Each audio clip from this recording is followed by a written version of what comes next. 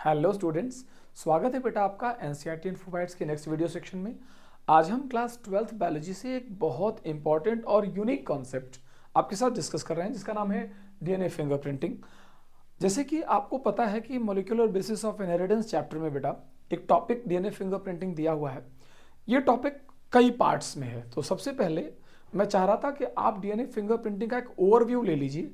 आपके कुछ एक सवाल तो इससे सॉल्व हो जाएंगे। In our later video section हम इसके मेथड्स और बाकी सारी चीज़ों पर भी फर्दर बात करेंगे, ठीक है।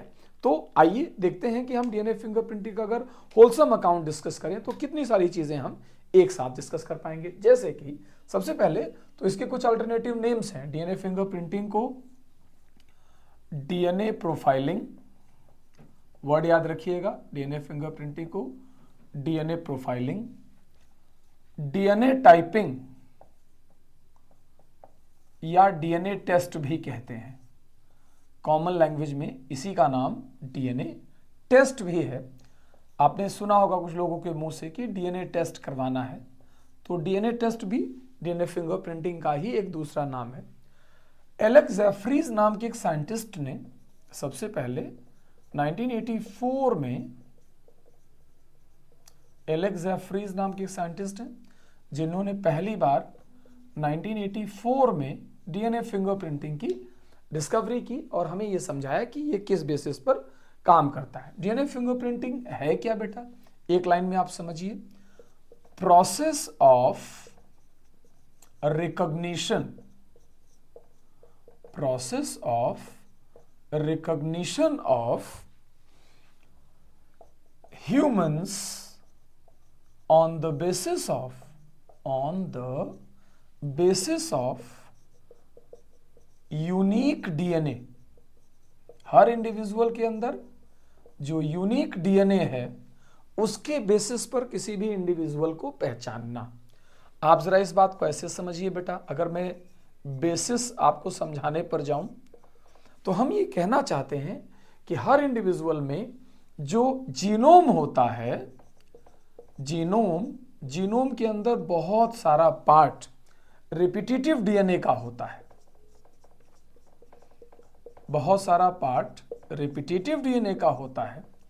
ये रिपीटेटिव डीएनए जो होते हैं ये अपने दोनों तरफ, जैसे रिपीटेटिव डीएनए होता है, ये अपने दोनों तरफ फ्लैंक्ड होते हैं, यानी दोनों तरफ ये घिरे होते हैं, flanked by site of restriction एंडोन्यूक्लियेजेस।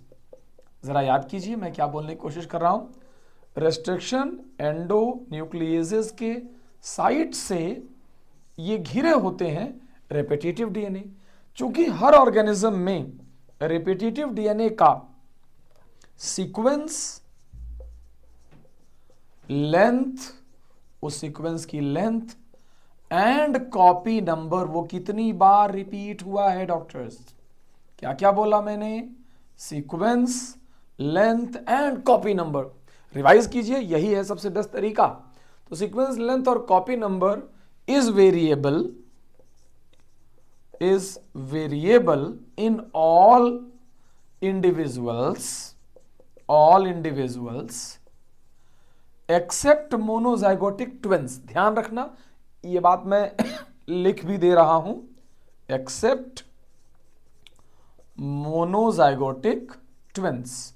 जो मोनोजाइगोटिक ट्विंस हैं उनके अंदर अगर आप देखेंगे तो ये सीक्वेंस सेम रहेगा, लेकिन बाकी सब दुनिया में जितने भी लोग हैं सबके अंदर इन रिपीटेटिव सीक्वेंसेस का जो बेस सीक्वेंस है ये, इसकी लेंथ और इसके कॉपी नंबर वेरिएबल है। तो जब हम इन्हें किसी एक पर्टिकुलर एंजाइम से काटते हैं, when the DNA is subjected to, when DNA is subjected to restriction enzymes, RE stands for restriction enzymes, new type of fragment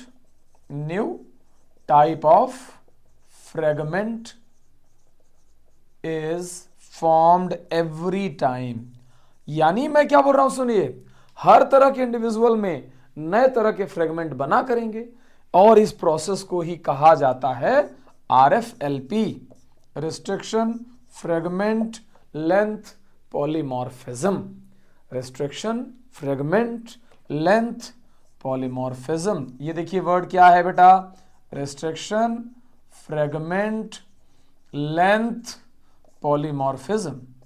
तो चूंकि सबके अंदर अलग अलग तरीके के फ्रेगमेंट बन रहे हैं और हमारे पास ये पॉलीमॉर्फिज्म का ऑप्शन है, तो इसलिए हमने RFLP के थ्रू पता किया कि क्या क्या चीजें यहां पर आती हैं। अब आइए मैं एनलिस्ट करता हूं आपसे ये डिस्कशन कि किस तरीके से DNA फिंगरप्रिंटिंग काम करती है। एक सीक्वेंस में ही ये सारी बात समझ लीजिए। सबसे पहले हम करते हैं आइसोलेशन ऑफ DNA। पहले हम क्या करते हैं बेटा, DNA को सेल से निकालते हैं। ठीक है, हमने निकाल लिया। ध्यान रहे कि हम RBC से DNA नहीं निकाल सकते, बिकॉज RBC के पास न्यूक्लियस ही नहीं है। इसके लिए हमें दूसरी ब्लड सेल्स चाहिए, प्लस स्किन सेल चाहिए। कई बार कुछ इंडिविजुअल के सीमन से निकाल सकते हैं। हमारे पास आइसोलेशन ऑफ DNA हो जाता है। सेकेंड पॉइंट, हम इस DNA को तोड़ते हैं। तो मैंने यहां सेकेंड प्रोसेस लिखी, फ्रेगमेंटेशन बाय रेस्ट्रिक्शन एंजाइम्स। ये रहा दूसरा स्टेप। जब हमारे पास फ्रेगमेंट हो जाता है तो हम इन फ्रेगमेंट्स को सेपरेट करते हैं बाय जेल इलेक्ट्रोफोरेसिस। तो मैंने यहां लिखा separation of fragments by gel electrophoresis. Gel electrophoresis की हेल्प से हम फ्रेगमेंट्स को सेपरेट कर देते हैं। आपके लिए मैं क्विक रिवीजन वीडियो इसीलिए बना रहा हूं बेटा, ताकि आपका फायदा हो। चौथी बात, जब हमने जेल इलेक्ट्रोफोरेसिस से ले लिया तो हमारे पास अब जेल आ चुका है। जेल पर DNA के बैंड्स बने हुए हैं।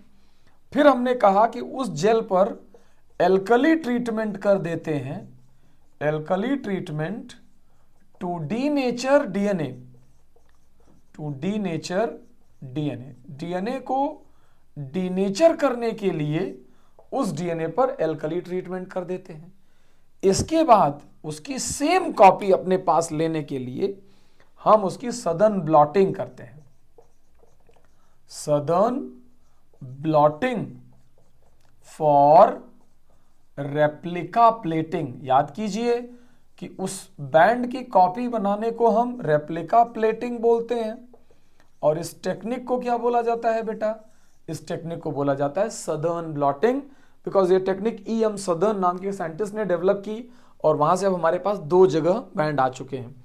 ये रेप्लिका प्लेटिंग हम करते हैं ऑन नायलॉन क्लॉथ, या तो नायलॉन क्लॉथ यूज कर सकते हैं या हम नाइट्रोसेलुलोज शीट यूज कर सकते हैं, उस पर भी काम हो जाएगा।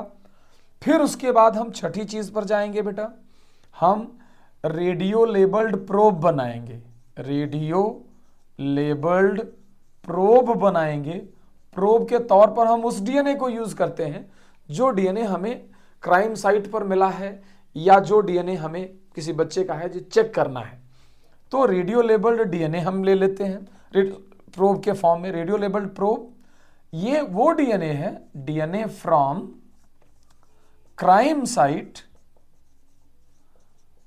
और ये DNA भी हम भूलेंगे नहीं कि ये DNA सिंगल स्ट्रैंडेड है, बिकॉज हमने जो ब्लॉटिंग के थ्रू DNA कॉपी किया उससे भी हमने सिंगल स्ट्रैंड बना लिया। अब हम लास्ट की कुछ बातों पर चलते हैं। एक तो प्रोब हाइब्रिडाइजेशन कर देंगे, probe hybridization with DNA fragments. DNA fragments के ऊपर चाहे नायलॉन क्लॉथ वाले DNA पर चाहे मेन DNA पर हम प्रोब डाल देंगे, प्रोब हाइब्रिडाइजेशन हो जाएगा। और सबसे एंड में बेटा इस प्रोब हाइब्रिडाइजेशन के बाद इसके ऊपर रख देंगे हम autoradiography, autoradiography by photographic plate. Photographic plate के थ्रू हम ऑटो रेडियोग्राफी डिटेक्ट कर लेंगे कि लाइट कहाँ से चमक रही है, और जहाँ से लाइट चमक रही होती है वहीं पर हम ऐसे बता देते हैं कि इस इंडिविजुअल का DNA उस जगह से मैच कर रहा है। मतलब मैं आपसे ये बात समझाना चाह रहा हूं, जरा ध्यान दीजिए कि जैसे ये अगर एक बीकर है बड़ा, जिसके अंदर हमने एक, ये रहा हमारा जेल, जेल के ऊपर एक यहाँ बैंड है। मैंने मान लीजिए आपसे कहा कि सस्पेक्ट 1, सस्पेक्ट 2, सस्पेक्ट 3 का डीएनए हम रन करा रहे हैं। इनके डीएनए बैंड्स यहाँ आकर बनने लगे, एक का डीएनए यहाँ बना, थोड़ा यहाँ बना, थोड़ा यहाँ। मान लीजिए इसका डीएनए यहाँ थोड़ा बड़ा बैंड बना, यहाँ थोड़ा छोटा, यहाँ एकदम छोटा। यहाँ इसका डीएनए थोड़ा बड़ा बैंड बना, यहाँ थोड़ा छोटा बैंड बना, यहाँ सबसे छोटा बैंड बना। तो जब हम इन जेल को, और इसका नाम जेल इलेक्ट्रोफोरेसिस क्यों है बेटा? क्योंकि यहाँ पर इलेक्ट्रोड होता है। इलेक्ट्रोड में यहाँ ऊपर की तरफ हम जैसे डीएनए देखते हैं नेगेटिवली चार्ज होते हैं, तो पॉजिटिव इधर रखते हैं पॉजिटिव वायर, नेगेटिव इधर रखते हैं नेगेटिव वायर, इसलिए डीएनए पॉजिटिव की तरफ जाता है और ये बनकर तैयार होता है। इस जेल को जब हम बाहर लाते हैं, तो जैसे मान लीजिए अगर ये जेल हमने सिंबॉलिकली रखा है, तो ये जेल हमें S1, S2 और S3 के थ्रू, ये जेल ही हमें बताएगा कि हमारा बैंड किसके ऊपर जाकर लगा। अगर इस तरीके से मान लीजिए मैंने बैंड की मिनिएचर आपके सामने क्रिएट किया है, मैंने कहा कि ये बड़े बड़े बैंड इधर बने, थोड़ा इधर बने और थोड़ा इधर बने, तो मैं आपसे ये कह सकता हूं कि जिस सस्पेक्ट 2 के पास अगर जाकर के बैंड यहाँ लगेगा हमारा प्रूव डीएनए, तो जब हम इसके ऊपर फोटोग्राफिक प्लेट रखेंगे तो वो S2 के सामने प्लेट वाइट हो जाएगी, और इससे हमें पता चल जाएगा कि suspect 2 was actual criminal and 1 और 3 सस्पेक्ट फ्री हो जाएंगे। तो ये प्रूव डीएनए है जो जाकर के मेन डीएनए पर लगा हुआ है, और इस तरीके से ये मैकेनिज्म वर्क करती है बेटा। तो आप इस प्रोसेस को ध्यान से देख लीजिए, इसका बेसिस क्या है, डिस्कवरर कौन है, मेन क्या करते हैं, प्रोसेस कैसे काम करती है, ये ऑर्डर पूछा जाता है, और ये आप जेल इलेक्ट्रोफोरेसिस और उसके साथ एक बैंड निकाल करके मैंने दिखा दिया है। ठीक है, इसे रिवाइज कीजिएगा।